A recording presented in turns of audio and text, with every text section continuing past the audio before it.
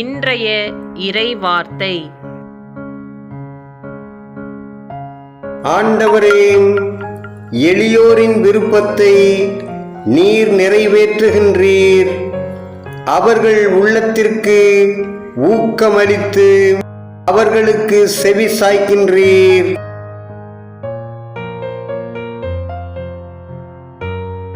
திருப்பாடல்கள் அதிகாரம் 10 இறை வார்த்தை 12.